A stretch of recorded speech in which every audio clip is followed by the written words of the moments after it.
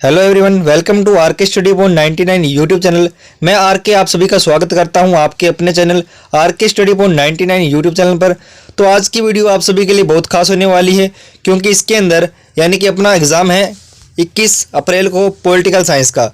इसके लिए जो मोस्ट इंपॉर्टेंट क्वेश्चन है वो आपके लिए मैं लेके आया हूँ। इसके अंदर MCQ क्वेश्चन और जो वन लाइनर वाले प्रश्न पूछे जाते हैं वो भी सम्मिलित है, और अति लघुतरात्मक और लघुतरात्मक तीन नंबर के जो प्रश्न होते हैं यानी कि उनके उत्तर समेत जो है प्रश्न दिए गए हैं। और आपको बता दूं कि निम्नात्मक प्रश्न 2 ही अध्यायों से आने वाले हैं, ठीक है, जो कि आपको मैंने वीडियो के अंदर बता भी दिया था। वो वीडियो अगर आपने नहीं देखा है तो उसका लिंक आपको डिस्क्रिप्शन में मिल जाएगा, वहाँ से जाके जो है आप देख सकते हो। तो इससे पहले आप देखिएगा कक्षा 12 के सभी अध्यायों के नोट से परीक्षा के लिए महत्वपूर्ण प्रश्न उत्तर की PDF प्राप्त करने के लिए हमारे टेलीग्राम चैनल व यूट्यूब चैनल को सब्सक्राइब करें। तो इसके अंदर हमारा पहला प्रश्न है कि उत्तर अंटार्कटिका संगठन नाटो की स्थापना की गई थी। तो यहाँ से आपको पूछा जाएगा, यानी कि ऑप्शन दिए गए हैं 1962, 1967 या 1949 या 1953। तो इसका अपना राइट आंसर हो जाएगा, यानी कि 1949 के अंदर जो है उत्तर अंटार्कटिका संधि संगठन नाटो की स्थापना की गई थी। प्रश्न नंबर हमारा नेक्स्ट देखिएगा कि शॉक थेरेपी किस वर्ष अपनाई गई थी।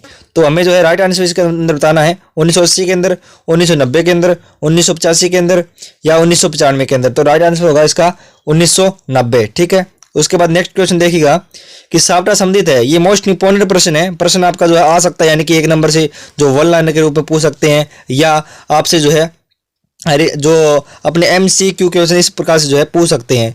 आसियान, शार्क, यूनेस्को, ओपेंग। तो इसका राइट आंसर हो जाएगा शार्क, ठीक है। शार्क जो है सॉफ्टवेयर संबंधित है, ठीक है। नेक्स्ट क्वेश्चन देखिएगा कि नीति आयोग की स्थापना कब हुई थी। 2010 के अंदर, 2012 के अंदर, 2015 के अंदर या 2017 के अंदर। तो राइट आंसर इसका हो जाएगा अपना 2015 के अंदर जो है नीति आयोग की स्थापना हुई थी। नेक्स्ट क्वेश्चन देखिएगा कि चिपको आंदोलन की शुरुआत किस राज्य से हुई थी। तो आपको बता दूं कि ये जो है उत्तराखंड से हुई थी, ठीक है। इसमें ऑप्शन दिए गए झारखंड, उत्तराखंड, उत्तरांचल या मणिपुर। तो इसका राइट आंसर हो जाएगा उत्तराखंड। इससे संबंधित कोई प्रश्न आ सकता है आपके, चाहे 3 नंबर का आए, चाहे 2 नंबर का आए, चाहे 1 नंबर का आए। चिपको आंदोलन से संबंधित जो है प्रश्न आ भी सकता है, ठीक है, क्योंकि मोस्ट है, ठीक है। अगला देखिए, यानी कि प्रश्न नंबर 5 है कि बर्लिन की दीवार कब खड़ी की गई थी। ऑप्शन दिए गए 1961, 1971, 1995, 1962। तो इसका राइट आंसर हो जाएगा 1961, ठीक है। 1961 के अंदर जो है बर्लिन की दीवार खड़ी की गई थी, ठीक है। नेक्स्ट क्वेश्चन देखिएगा 6 नंबर अपना प्रश्न है कि सोवियत संघ का विघटन कब हुआ था। 1990 के अंदर, 1991 के अंदर, 1992 के अंदर या 1993 के अंदर। तो आपको बता दूं कि 1991 के अंदर जो है सोवियत संघ का विघटन हुआ था, ठीक है। नेक्स्ट प्रश्न देखिएगा कि दक्षिण एशिया में सबसे बड़ा देश है भारत, पाकिस्तान, श्रीलंका या बांग्लादेश। तो इसमें से आपको बता दूं कि जो दक्षिण एशिया के अंदर है सबसे बड़ा देश भारत है, ठीक है। नेक्स्ट प्रश्न देखिएगा अपना 8वां प्रश्न है राज्य पुनर्गठन आयोग की स्थापना कब हुई। 1953 के अंदर, 1954 के अंदर, 1955 के अंदर या 1956 के अंदर। तो इसका राइट आंसर हो जाएगा 1953, ठीक है। 1953 के अंदर जो है राज्य पुनर्गठन आयोग की स्थापना की गई थी। नेक्स्ट प्रश्न देखिएगा क्यूबा प्रक्षेपण संकट किस वर्ष उत्पन्न हुआ था। 1967 के अंदर, 1971 के अंदर या 1975 के अंदर या 1962 के अंदर। तो इसका राइट आंसर हो जाएगा 1962 के अंदर, यानी कि 1962 के अंदर जो है क्यूबा प्रक्षेपण संकट जो है उत्पन्न हुआ था, ठीक है। नेक्स्ट प्रश्न देखिएगा, यहाँ पे आपको रिक्त स्थान दिए हैं, यानी कि रिक्त स्थान की पूर्ति करनी है। इसके आंसर मैंने साथ साथ में दे रखे हैं, तो रिक्त स्थानों की पूर्ति करना है। तो देखिएगा प्रथम विश्व युद्ध सन 1914 से लेकर 1918 तक चला था। मोस्ट इंपोर्टेंट प्रश्न है, यहाँ से आपको जो है रिक्त स्थान दिए जाएंगे, तो ये आपको सन भरना है, यानी कि 1914 से लेकर जो है 1918 तक जो है विश्व युद्ध जो है चला था, ठीक है। नेक्स्ट प्रश्न देखिएगा कि नामदेव ढसाल मराठी भाषा के प्रसिद्ध कवि थे। यानी कि यहाँ पे आपको दे देगा ऑप्शन, जैसे कि रिक्तस्थान दिया जाएगा कि नामदेव ढसाल रिक्तस्थान भाषा के प्रसिद्ध कवि थे। तो यहाँ पे आपको भरना है मराठी भाषा के प्रसिद्ध कवि थे। यह आपको इस प्रकार से पूछ सकता है कि नामदेव मराठी भाषा के प्रसिद्ध कवि कौन थे। तो आपको नाम भरना होगा, यानी कि नामदेव ढसाल, ठीक है। नेक्स्ट प्रश्न देखिए कि धुरी राष्ट्रों की अगुवाई जर्मनी, इटली और जापान के हाथ में थी। तो भाई आपको बता दूं कि यहाँ पे आपको जो है इस प्रकार भरना है, यानी कि इटली में ऑप्शन दिया जाएगा, यानी कि रिक्तस्थान दिया जाएगा कि धुरी राष्ट्रों की अगुवाई जर्मनी, रिक्तस्थान और जापान के हाथ में थी। तो यहाँ पे आपको लिखना है इटली के हाथ में, इटली और जापान के हाथ में, ठीक है। ये आपके मोस्ट इंपॉर्टेंट है। उसके बाद इसके अंदर देखिए 4 देखिए, यानी कि प्रश्न नंबर अपना 4 देखिए, द्वितीय विश्व युद्ध की समाप्ति से ही शीत युद्ध की शुरुआत हुई थी। तो आपको रिक्तस्थान दे दी जाएगा कि रिक्तस्थान विश्व युद्ध की समाप्ति से ही शीत युद्ध की शुरुआत हुई थी। ठीक है, तो आपको भरना है द्वितीय। ठीक है, नेक्स्ट प्रश्न देखिएगा, सोवियत संघ का विघटन कब हुआ? तो आपको बता दूं कि उत्तर है इसका 25 दिसंबर 1991 को जो है सोवियत संघ का विघटन हुआ था। नेक्स्ट प्रश्न देखिएगा, ग्रामीण महिलाओं ने शराब के खिलाफ कौन सा विरोधी आंदोलन किया था? तो बता दूं कि ताड़ी विरोधी आंदोलन जो है ग्रामीण महिलाओं ने शराब के खिलाफ जो अपना आंदोलन किया था वो है ताड़ी विरोधी आंदोलन। ठीक है, ये मोस्ट इंपॉर्टेंट है, इससे प्रति जो है यानी कि इससे संबंधित जो है प्रश्न आ सकता है आपके बोर्ड एग्जाम के अंदर, तो आप जो है इससे संबंधित जो है प्रश्न जरूर याद करें। नेक्स्ट प्रश्न देखिएगा, अपना 5वां प्रश्न है कि भारत के पहले प्रधानमंत्री कौन थे? तो आपको बता दूं कि जवाहरलाल नेहरू जो है भारत के पहले प्रधानमंत्री थे। मोस्ट इंपॉर्टेंट प्रश्न है। नेक्स्ट प्रश्न देखिए कि नाटो का पूरा नाम लिखिए। तो उत्तर अंटार्कटिक संधि संगठन जो है नाटो का पूरा नाम है, और ये हिंदी के अंदर है, आप लिख सकते हो, कोई दिक्कत नहीं है। कोई इंग्लिश के अंदर आपको जो है नहीं लिखना आता तो आप जो हिंदी के अंदर जो है लिख सकते हो। नेक्स्ट प्रश्न है, बर्लिन की दीवार किसका प्रतीक थी? तो पूंजीवादी दुनिया और समाजवादी दुनिया के विभाजन का प्रतीक थी बर्लिन की दीवार। ठीक है, इससे संबंधित प्रश्न आ सकता है, तो मोस्ट इंपॉर्टेंट प्रश्न है। उसके बाद प्रश्न नंबर अपना 8 है, नामदेव ढसाल कौन थे? तो आपको मैंने वहां पे रिक्तस्थान के अंदर बताया ही था कि मराठी भाषा के प्रसिद्ध कवि थे नामदेव ढसाल। ठीक है, नेक्स्ट प्रश्न देखिए, चिपको आंदोलन का संबंध किस प्रदेश से है? तो उत्तराखंड से है भाई। चिपको आंदोलन का संबंध जो है उत्तराखंड से है। आपसे जो है MCQ क्वेश्चन पूछ सकता है, कुछ ऑप्शन दे दिए जाएंगे, उसके अंदर आपको उत्तराखंड चुनना होगा भाई। ठीक है, प्रश्न नंबर अपना 10वां है कि वार्सा संधि की स्थापना का मुख्य कारण क्या था? तो नाटो के देशों से मुकाबला करना उसके जो है यानी कि नाटो के देशों से मुकाबला करना वार्सा संधि का मुख्य कारण था। उसके बाद प्रश्न नंबर हमारा 11 है, परमाणु अपसार संधि कब हुई थी? तो 1 जुलाई 1968 को जो है परमाणु अपसार संधि हुई थी। उसके बाद प्रश्न नंबर हमारा 12 देखिए कि सावटा का पूरा नाम लिखिए। तो उत्तर South Asian free trade area. प्रश्न नंबर अपना 13 है, भारत का संविधान तैयार हुआ। ये प्रश्न आपके आ सकता है, मोस्ट इंपॉर्टेंट प्रश्न है, इसके अंदर आपको ऑप्शन दे दी जाएंगे। ठीक है, एवं अच्छे जो अपने होते हैं वो दे दी जाएंगे, और आपको जो सिलेक्ट करना है यानी कि 26 नवंबर 1949 को जो है भारत का संविधान तैयार हुआ था। मोस्ट इंपॉर्टेंट प्रश्न है, हर बार पूछा जाता है बोर्ड यानी कि पॉलिटिकल साइंस के अंदर प्रश्न पूछे जाते हैं। 10वीं के अंदर पूछा गया था, और यानी कि पिछले जो एग्जाम हुआ था 12वीं का जो है, ठीक है, यानी कि 2015 2016 के अंदर, तो उसके अंदर भी प्रश्न आए हुए हैं। ठीक है, उसके बाद उत्तर शब्द सीमा लगभग 50 शब्द। ठीक है, प्रश्न नंबर इसके अंदर हमारा 1 है कि महाशक्तियां के छोटे देशों के साथ सैन्य गठबंधन के दो कारण लिखिए। तो हमें यहाँ पे 2 कारण लिखने हैं। तो देखिएगा कि महाशक्तियां इन देशों में अपने सैनिक अड्डे बनाकर दुश्मन के देश की जासूसी करती थी।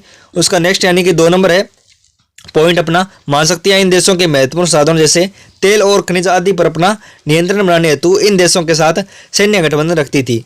नेक्स्ट प्रश्न देखिएगा कि सोवियत संघ के विघटन के 2 कारण बताइए। मोस्ट इंपॉर्टेंट प्रश्न है, सोवियत संघ की राजनीतिक और आर्थिक संस्थाएं अंदरूनी कमजोरी के कारण लोगों की आकांक्षाओं को पूरा नहीं कर सकी। उसके बाद इसके अंदर 2 नंबर पॉइंट देखिए कि सोवियत संघ की प्रशासनिक गतिरोधता पार्टी के लिए जनता के प्रति जवाब देने रह जाना तथा भारी भ्रष्टाचार के कारण सरकार का जनाधार खिसकता चला गया। ठीक है, प्रश्न नंबर हमारा 3 है, यानी कि 3 नंबर वाले प्रश्न है ये। शॉक थेरेपी से क्या आशय है?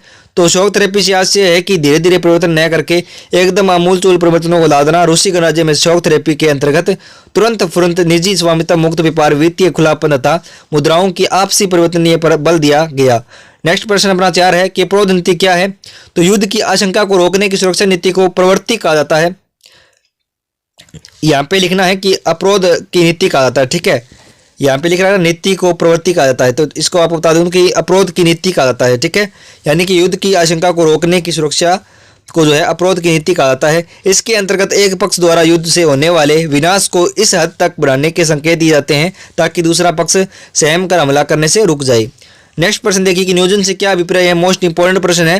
तो नियोजन एक बौद्धिक प्रक्रिया है। यह कार्यों को प्रबंध रूप से संपादित करने से पूर्व की एक मानसिक प्रवृत्ति है। इसमें कार्य करने से पहले सोचना होता है तथा अनुमानों के स्थान पर तथ्यों को ध्यान में रखकर काम करना होता है। ठीक है, प्रश्न नंबर हमारा 6 है, हरित क्रांति से क्या अभिप्राय है? मोस्ट यानी कि वेरी मोस्ट इंपॉर्टेंट प्रश्न है, हरित क्रांति से क्या अभिप्राय है? तो उत्तर लिखिएगा, हरित क्रांति से अभिप्राय कृषि उत्पादन में होने वाली उस भारी वृद्धि से है जो कृषि की नई नीति अपनाने के कारण हुई है। जे.जी. हार्ड के अनुसार हरित क्रांति शब्द 1968 में होने वाले उस आश्चर्यजनक परिवर्तन के लिए उपयोग में लाया जाता है जो भारत के खाद्यान्न उत्पन्न में हुआ था अब भी जारी है। ठीक है, प्रश्न नंबर हमारा 7 है कि शीत युद्ध क्या है, अर्थ यानी कि शीत युद्ध का क्या अर्थ है। मोस्ट इंपॉर्टेंट प्रश्न है। जब दो या दो से अधिक देशों के मध्य तनावपूर्ण वातावरण हो लेकिन वास्तव में कोई युद्ध न हो। द्वितीय विश्व युद्ध के बाद अमेरिका और सोवियत संघ के बीच वाद विवाद रेडियो प्रसारण तथा सैनिक शक्ति के प्रसार द्वारा लड़े गए स्नायु युद्ध को शीत युद्ध कहा जाता है। विद्यार्थियों, आपसे एक निवेदन है कि अगर आपने चैनल पर यानी कि चैनल अपना सब्सक्राइब नहीं किया है तो या चैनल पर पहली बार आए हैं तो चैनल को सब्सक्राइब कर ले। जिन्होंने इस चैनल को सब्सक्राइब कर रखा है उनको मैं दिल से धन्यवाद देता हूँ उनको मैं, क्योंकि पीडीएफ बनाने के अंदर यानी कि मोस्ट इंपॉर्टेंट प्रश्न लिखने के अंदर बहुत ही ज़्यादा समय बर्बाद हमारा होता है। ठीक है, कम से कम 3 या 4 घंटे हमको जो है पीडीएफ तैयार करने में लग जाता है। तो आपको जो है हमारी मेहनत का फल हमें देना चाहिए। तो आप अपने प्यारे से कोमल से हाथों से जो है जो लाल कलर के अंदर सब्सक्राइब बटन दे रखा है उस पर क्लिक करके और बेल आइकन को प्रेस करके हमारे चैनल को जो है सब्सक्राइब कर लीजिए। ठीक है, नेक्स्ट प्रश्न देखिएगा कि उपनिवेशवाद से क्या अभिप्राय है।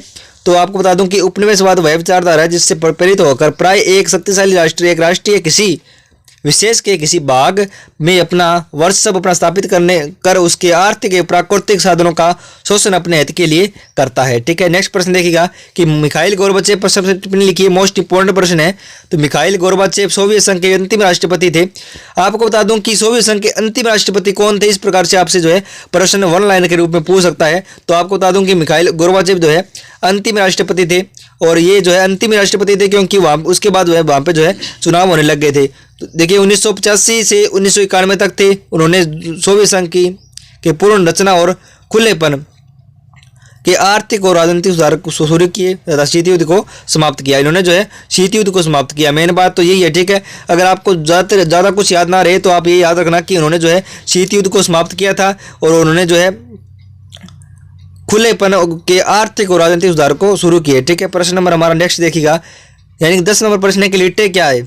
मोस्ट इंपॉर्टेंट प्रश्न है कि एक तो ये देखिए यहाँ पे मिट्टी लिखा यानी कि गलती से मिट्टी लिख दिया गया है। यहाँ पे आप यानी कि लिखना है लिट्टे क्या है, यानी कि लिट्टे का पूरा नाम क्या है वो देखिए कि लिबरेशन टाइगर्स ऑफ तमिल इलम। यह है 1983 के बाद से श्रीलंका में सक्रिय एवं उग्र तमिल संगठन रहा जो श्रीलंका के तमिलों के लिए अलग देश की मांग को लेकर श्रीलंकाई सेना के साथ सशस्त्र संघर्ष करता रहा। ठीक है, नेक्स्ट प्रश्न देखिए।